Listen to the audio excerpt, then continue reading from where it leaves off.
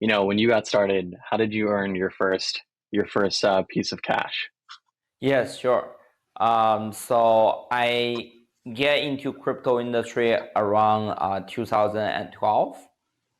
So at that time, when I read about Bitcoin, I think in 2012, then I doing a little bit research about Bitcoin, and then I find out actually there is arbitrage opportunity because like some miners they sell Bitcoin to pay electricity bill.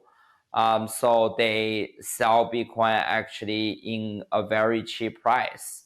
Sometimes they're even like 30-40% price range you can arbitrage. So basically I will buy Bitcoin on Taobao and then I sell on localbitcoin.com. So that's like I think the first bucks I earned, and um, also the first time I get into crypto. I remember like when I start to earn some like serious money, right?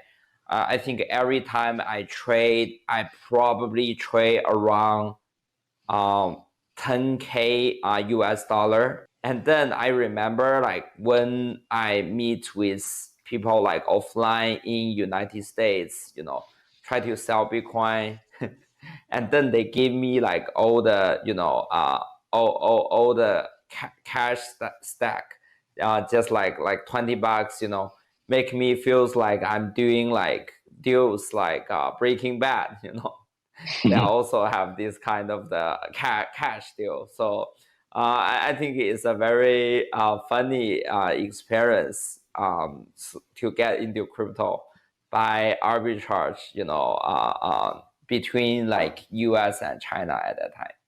And what was the kind of original inspiration for Tron? Yes, sure.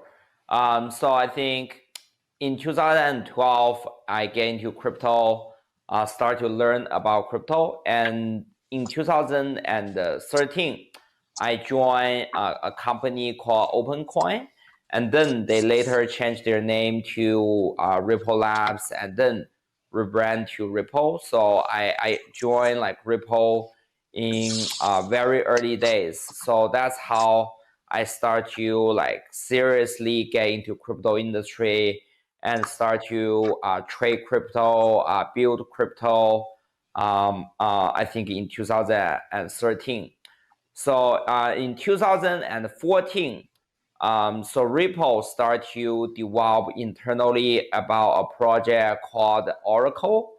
So at that time, people start to discussing about the smart contract. So that's like how I learned smart contract concept in 2014. Even though Ripple eventually didn't develop a smart contract platform at all, because at that time Ethereum is based on proof of work. So I'm thinking about to create a new smart contract platform which is based on proof of stake, which is far more efficient than Ethereum blockchain with a very low exchange fee. So that's like how I come up with the Tron idea. Because at that time, 2017, there is just a few choices for the market for developing on the smart contract. I think later in 2017, when we start to build the platform, we are kind of like compete with EOS at that time, right? So there's like two alternatives compared to Ethereum. So I think that's like how we start to attract users and the dApp developers, building on our blockchain, and after that, I think it has been 5 years. Like, what is a normal day look like for Justin? Yes. So I'm the founder of Tron. So when we first start the project, I think I designed the idea, designed the architect, hire the team, and also hire the community members, start from scratch, bootstrap the project. So right now, I think my normal days, I think first of all, when I first get up, I will start to, I think, check emails, messages, and basically reply everything. And then after lunch, I will start to do some research, to read some news, and also to read about like team. They share some message to see like anything I can help everyone on the task they are doing.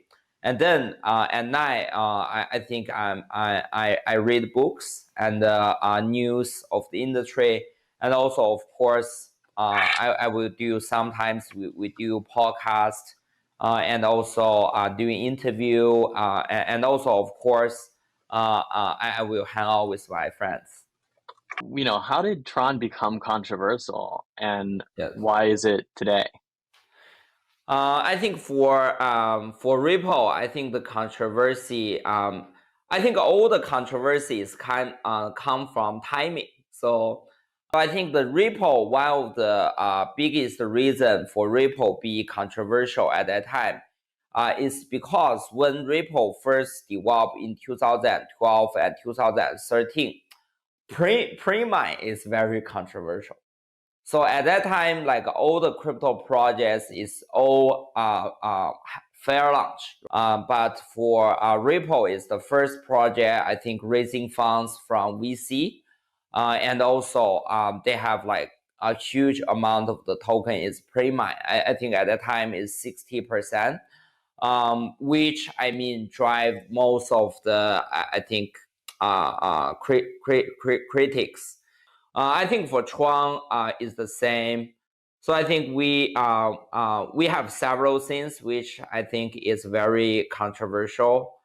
We are the first product at that time as a competitive public blockchain to become competitive to Ethereum virtual machine. So today I think it's become like very common, BSC. But at that time, if you build a project compatible to Ethereum virtual machine, it's very controversial because people will say you just like copy Ethereum code, to use on your own like software. Even, I mean, we can argue this is actually even better for Ethereum because we build Ethereum virtual machine standard to become like a market standards, right? But I think at that time, Ethereum maximalists, they don't think this way, right? They will attack our other competitive projects, basically saying like they are copy Ethereum technology.